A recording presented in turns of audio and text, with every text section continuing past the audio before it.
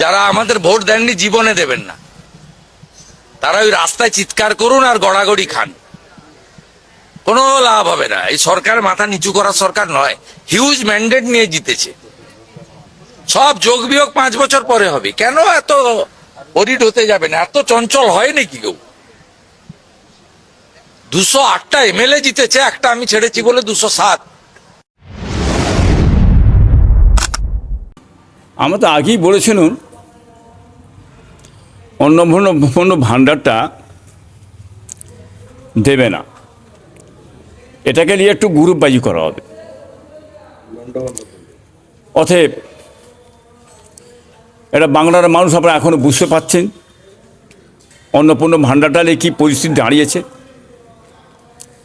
যারা ভোট দিয়েছে তারা পাবে, যারা ভোট দেয়নি তারা অন্নপূর্ণা ভাণ্ডার পাবে না।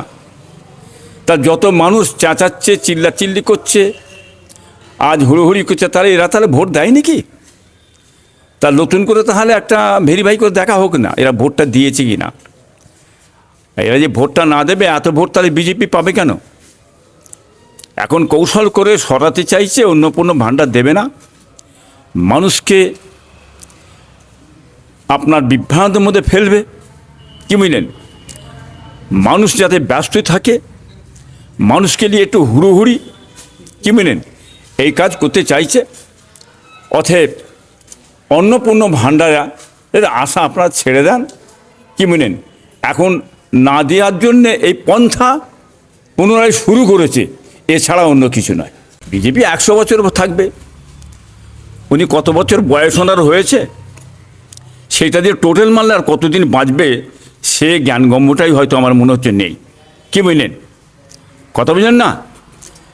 5 বছর বাদই বুঝতে পারবে কত বছর থাকবে। কারণ এর আগেও তৃণমূল যে সরকার ছিল তখন অনেকে বলেছিল 50 বছর, 40 বছর, 60 বছর পেট গরমের অনেক স্বপ্ন দেখেছিলেন। ওইরাও রাত্রে শুয়ে স্বপ্ন দেখছেন, পেট গরমের স্বপ্ন দেখছেন, বুঝলেন না?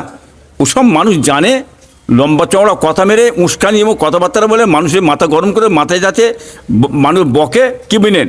সমালোচনা করলে মিডিয়ার জগতে আসতে পারবো, এছাড়া আর অন্য কৌশল কিছু নাই। অগ্নিমিত্র পাল যে কাজটা করেছে কলকাতাতে প্রস্তাব সচিবালয়, সেটা বাংলার কোটি কোটি মানুষ দেখছে।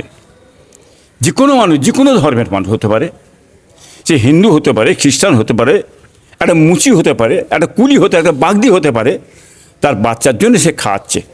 কি বুঝলেন?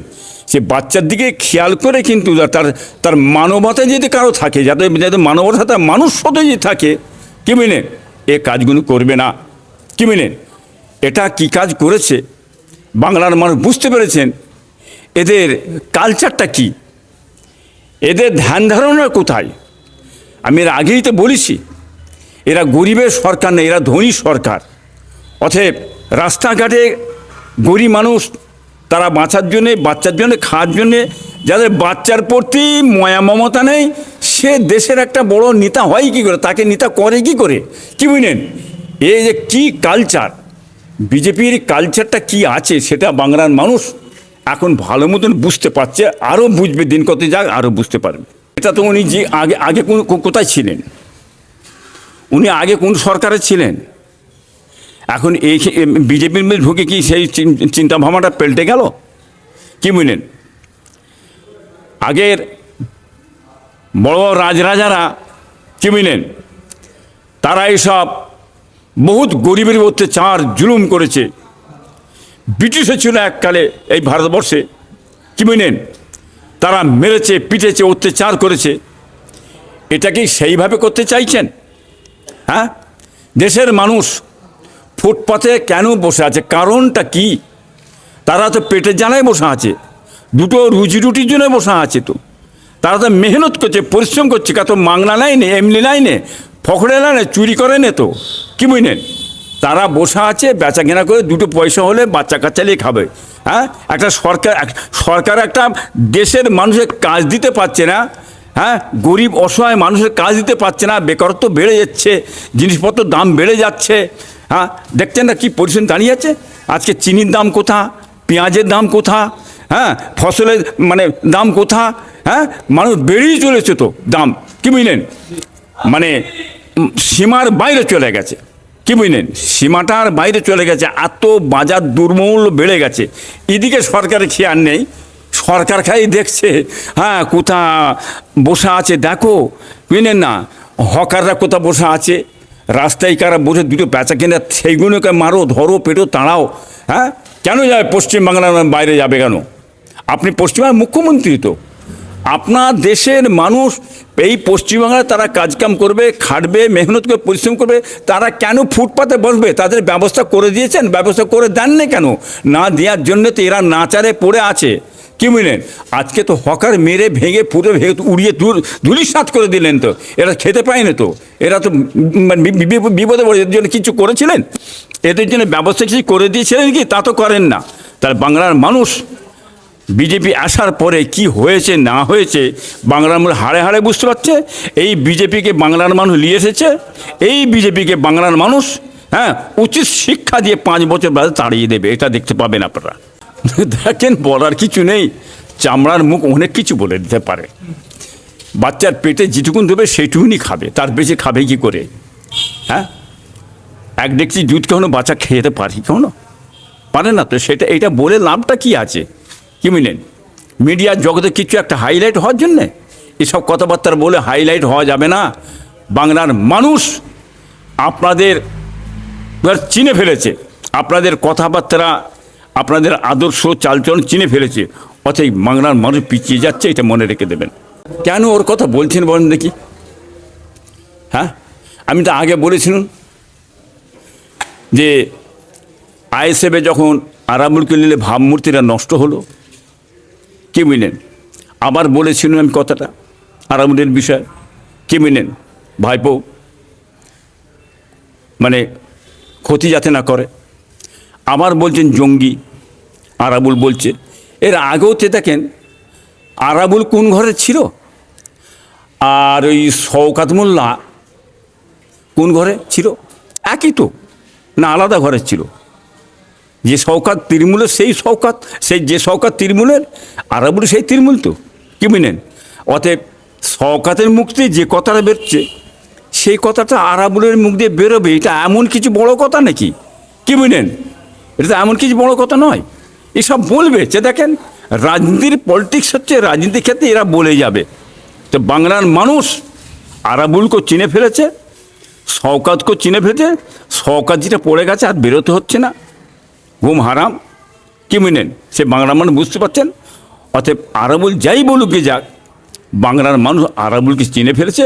ও আগড়ুম বাগড়ুম অনেক কিছু কথাবার্তা বলবে, রাজনীতি করতে গেলে অনেক কিছু কথাবার্তা বলে, তবে চিন্তাভাবনা করে কথাগুলো বলার দরকার আছে।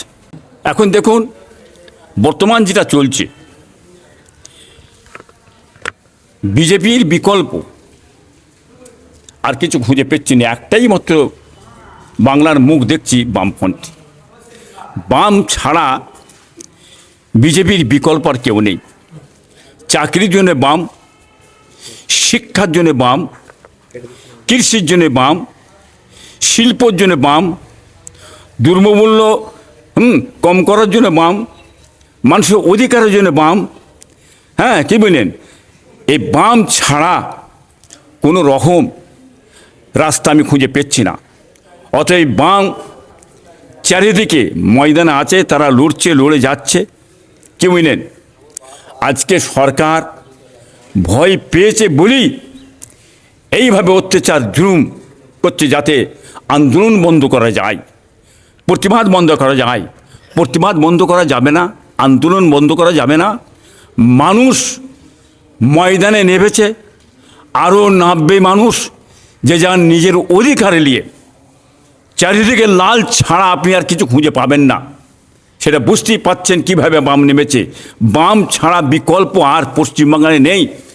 হ্যাঁ, তারপরে দেখা যাচ্ছে কি কংগ্রেস কিছু আছে, আইএসএফও কিছু আছে, লড়াই চলছে। হ্যাঁ, মানুষের অধিকারের জন্যে একযোগে লড়াই যদি করা হয়, তাহলে মানুষের অধিকার মানুষ ফিরে পাবে। হ্যাঁ, মানুষের গণতন্ত্র ফিরে পাবে, কি বুঝলেন। দেশ বাঁচবে, দশ বাঁচবে, সমাজ বাঁচবে। হ্যাঁ, একযোগে লড়তে হবে, মানুষের মুখের দিকে তাকিয়ে মানুষের অধিকারের জন্যে, গণতন্ত্রকে বাঁচার জন্য একযোগে লড়তে হবে, এই কথা আমি বলতে চাইছি। মহামান্য মুখ্যমন্ত্রী সাহেব যেটা বলছেন যে মমতা বন্দ্যোপাধ্যায়কে বাইরে বেরোতে দেবো না, উনি ভিতরে আছে, হ্যাঁ ভিতরেই থাক, ফেসবুকে থাক, এর ভিতরে একটা বিরাট পলিটিক্স আছে। এই পলিটিক্সটা আপনারা বুঝতে পারছেন না তো। এই কথাটা বলে এটা তো গড়াপিটা ব্যাপার, যেই তৃণমূল সেই বিজেপি, এখন ভিতরে গড়াপিটা। এই কথাটা বলে ময়দানে তৃণমূলটাকে নামাতে চাইছে, যাতে তৃণমূল ময়দানে নেবে আন্দোলনটা যাতে চালায়, কি বুঝলেন, প্রতিবাদ যাতে করে, কি বুঝলেন। এ কথা বললে তবে তো নামবে, তৃণমূল তো নামে না, বসা আছে তো, কি বুঝলেন। অত গুঁজা মেরে এই কৌশল করে এরা চাইছে তৃণমূলটা ময়দানে নেবে আন্দোলন চালাতে পারলে তাহলে আগামীতে আমি বিজেপি জ্ঞানার হব। এই কারণে এইটা ষড়যন্ত্র করে চালিয়েছে, বুঝতে পারছে চারিদিকে বাম ছাড়া কেউ আন্দোলনের মধ্যে নেই, অথবা এই কথা বলো বেরোতে পারবে না, আটকাও মমতাকে, কিন্তু বললি এরা তৃণমূলরা নামবে, নিশ্চয় ময়দানে নামবে। এইটাই হচ্ছে কৌশল, ষড়যন্ত্রের কথা করা আছে। যেই দিদি সেই মোদি, হ্যাঁ অতএব শুভেন্দ্র মমতা একই জায়গায় আছে। এই কৌশল করে আন্দোলন করার জন্য, মাঠে নামাবার জন্যে, হ্যাঁ এই কথাটা বলা হয়েছে। এটাই আমি বলতে চাইছি, বাংলার মানুষ দেখবেন।